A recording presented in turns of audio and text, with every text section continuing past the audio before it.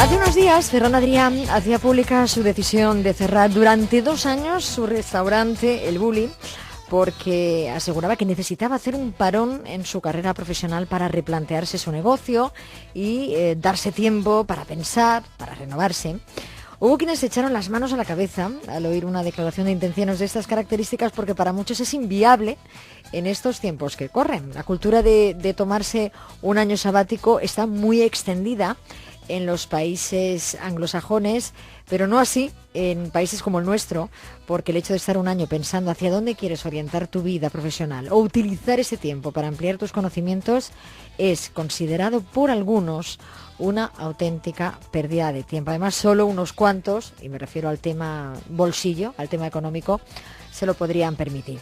Pero bueno, yo creo que si somos sinceros, si nos ofrecieran la posibilidad de hacerlo, seguro que la mayoría no rechazaría esa oportunidad. ¿Se ha planteado alguna vez cómo lo aprovecharía? ¿En qué emplearía esos meses sin la obligación de tener que levantarse cada mañana e ir a trabajar? ¿Sería la ocasión ideal para aprender un idioma, por ejemplo? ¿O para replantearse la carrera profesional? ¿Por qué no formarse en otro sector, hacer aquello que siempre ha tenido ilusión y que, bueno, pues por H por B, pues no ha tenido ocasión de desarrollar? Hay quienes seguro que elegirían viajar, ¿no? Que es tan apetecible.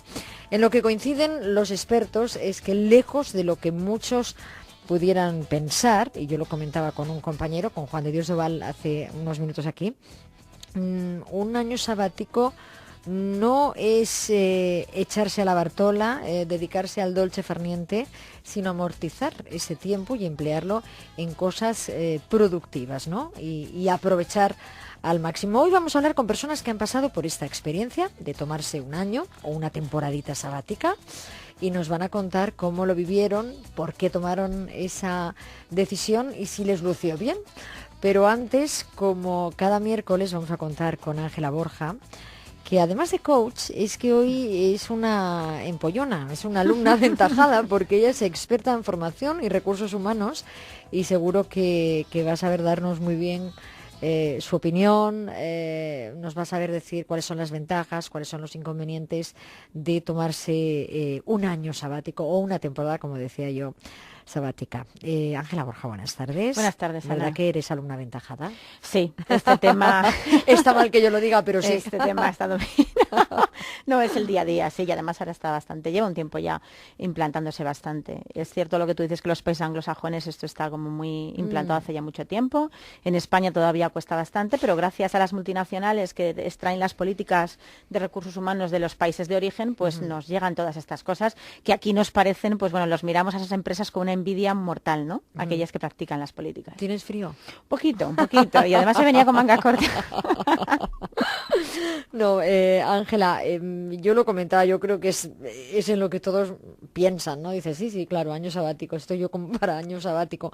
Vamos a dejar a un lado el problema, es el punto de vista económico, que evidentemente no todo el mundo tiene puede coger esa opción, pero bueno, dejando a un lado esa cuestión, vamos a decir que los expertos consideran que es una buena decisión si se sabe cómo aprovecharlo y cómo realmente sacar cosas buenas de ese año, ¿no? Eso es. Bueno, yo creo que lo primero efectivamente es eso, no pensar que un año sabático, tú lo decías en la presentación, es un año para estarse tirado a la Bartola sin hacer nada, ¿no? No estamos, en este caso no se está hablando de eso, cada uno puede utilizar el tiempo o sea, su tiempo como le parezca, ¿no? Pero estamos hablando de utilizar ese tiempo para aumentar tu creatividad, para renovarte, para reciclarte. Como muy bien decías, todo el tema de los idiomas, ¿no? Fíjate, este puede parecer un mal momento para hacerlo, pero no es un mal momento para hacerlo, porque ya que el entorno económico está como está, y en muchas ocasiones las personas se quedan en el paro, evidentemente no porque ellos lo decidan, sino porque la circunstancia viene así, es un buen momento para...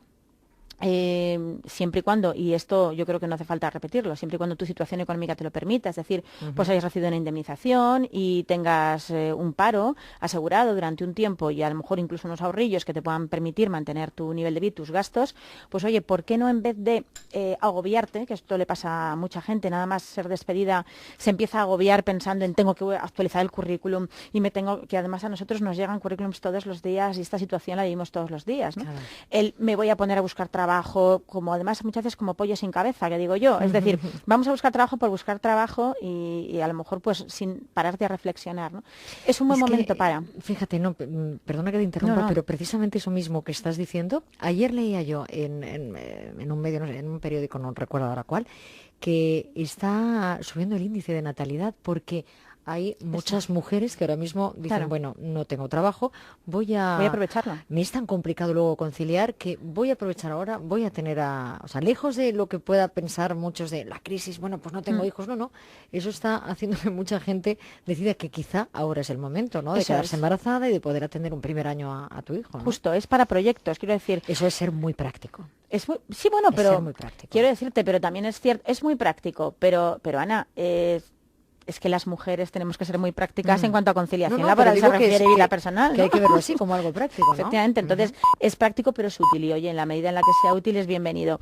Es cierto que muchas personas lo utilizan, por ejemplo, para hacer estudios de posgrado. Sabes que en este último año los estudios de posgrado, es decir, la gente que se ha apuntado a un máster donde no es una versión de posgrado, es decir, no acabas de terminar la carrera y te apuntas a un máster, sino para gente profesional que ya tiene una carrera profesional realizada, ha aumentado el 40%. Claro, la gente van a salir listísimos, tanto pero prepararse, pero fíjate, ¿no? Es que, Ana, yo creo que está muy bien, porque fíjate, cuando tú estás muy cerca de algo, es decir, cuando tú estás inmerso en un proyecto, en una compañía, y estás con todos los cambios que se están viviendo, a veces coges lo que yo llamo miopía social, es decir, llega un momento en el que tú no tienes capacidad para coger perspectiva y ver las cosas desde otro punto de vista. Sigues haciendo rutina. En determinados puestos que son creativos o que son de estrategia o como son los puestos de dirección o de mando de un equipo, es que esto es fundamental. Es que hay quienes dicen que debería ser una práctica obligatoria.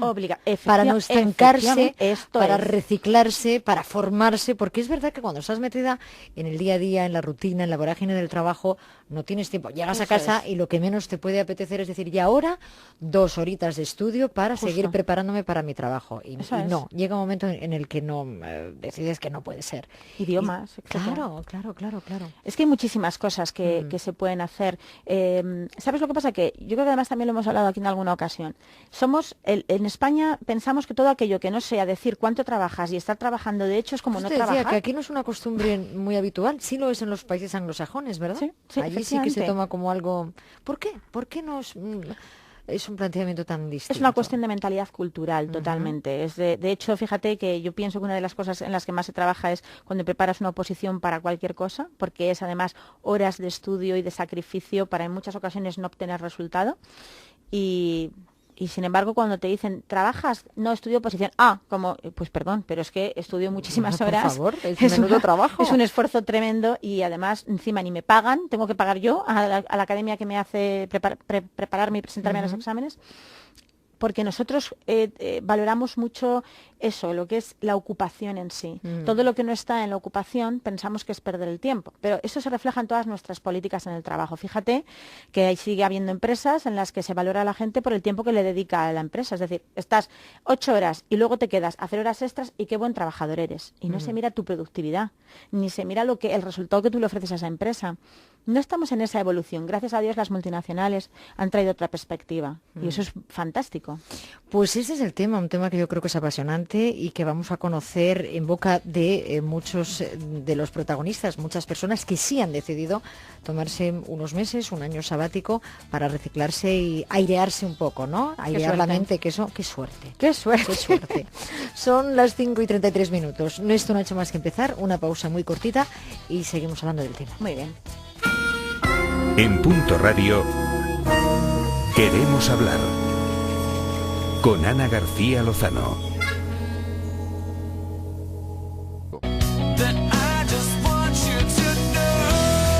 De lunes a viernes,